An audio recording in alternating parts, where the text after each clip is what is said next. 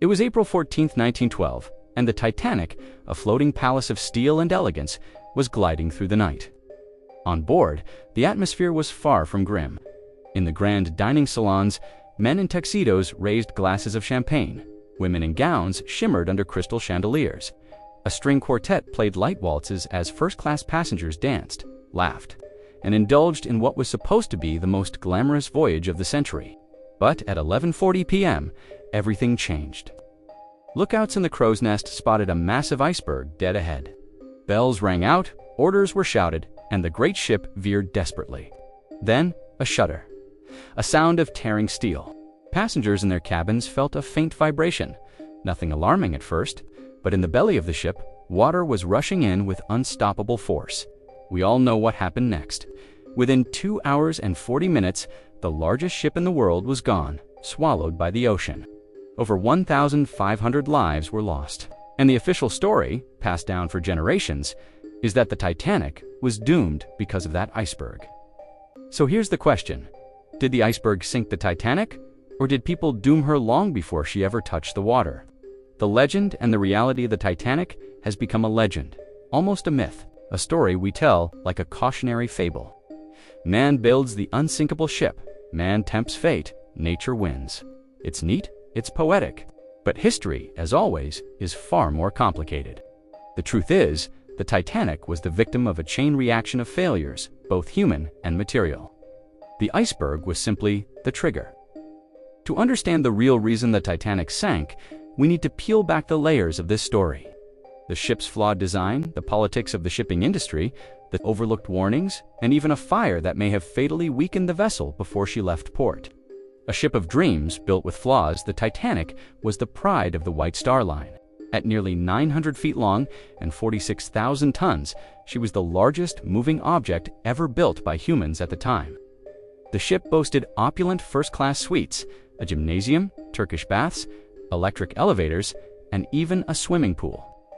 She was hailed as the pinnacle of engineering, proof that mankind had mastered the sea. But beneath the luxury was a flaw that no amount of velvet curtains or crystal chandeliers could hide. The steel used to build Titanic's hull was prone to becoming brittle in freezing temperatures. When the iceberg struck, the steel did not flex, it fractured.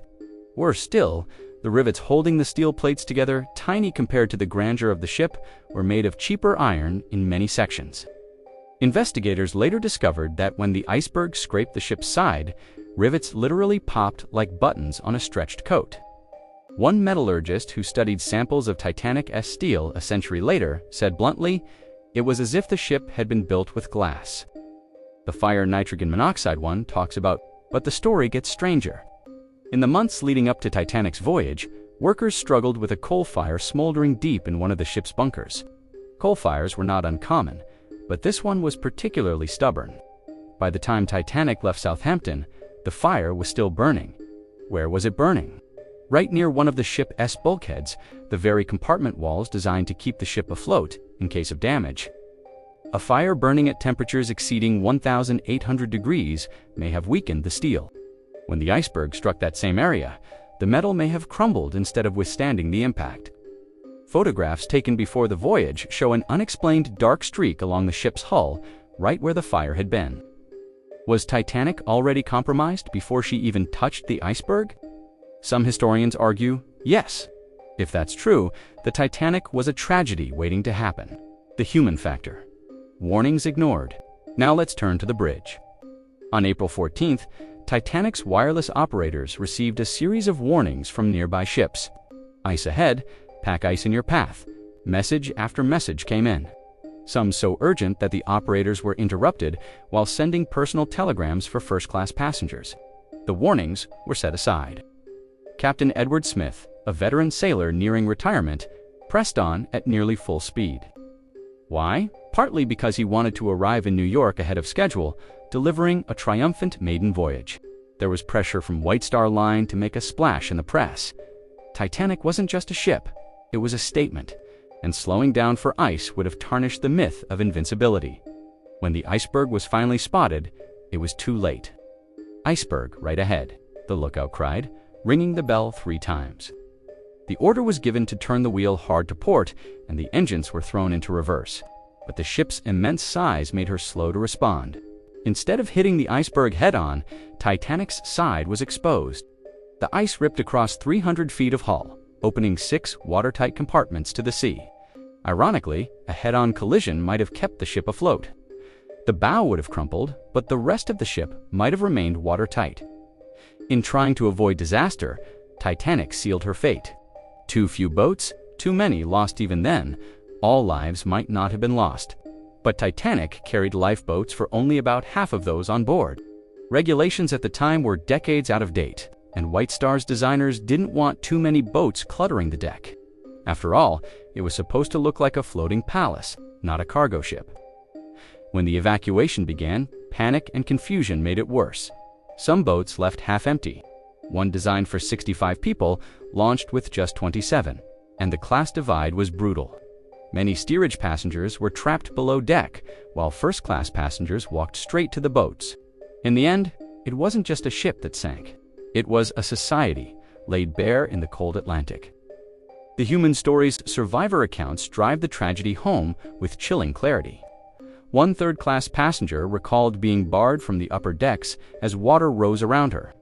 Another described the haunting sound of the ship breaking apart, a noise like 1,000 cannons going off. Margaret Brown, later nicknamed the unsinkable Molly Brown, tried to rally fellow survivors in her lifeboat to return for those left in the freezing water. But most refused, fearing they would be swamped. She later said bitterly, "We could have saved hundreds, but in our fear we let them die." And then, of course, there was the ship's band. They played cheerful tunes to calm passengers as chaos unfolded. Their final song, as the deck tilted steeply into the ocean, was likely nearer, "My God, to Thee." None of them survived. So, what really sank the Titanic? When we strip away the myth, we see the truth.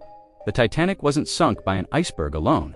She was sunk by steel too brittle for icy waters, rivets too weak to hold, a coal fire that weakened her hull, warnings ignored by an overconfident captain, and lifeboats too few to save those on board. The iceberg was only the trigger. Human failure was the cause. The Titanic's story is more than a shipwreck. It is a lesson, a warning that still echoes today. The ship didn't sink because of ice. It sank because of arrogance, because safety was sacrificed for speed and image, because people believed they had mastered nature. When we build skyscrapers that touch the clouds, or rockets that pierce the heavens, the Titanic whispers from the deep. Do not ignore the warnings, do not cut corners, and never assume you are unsinkable. So the next time you hear someone say the Titanic was sunk by an iceberg, remember, the iceberg was only the bullet. Human pride loaded the gun. If this story changed how you see history, give the video a like. Subscribe for more deep dives into the world's greatest mysteries, and check out the next documentary waiting for you on screen.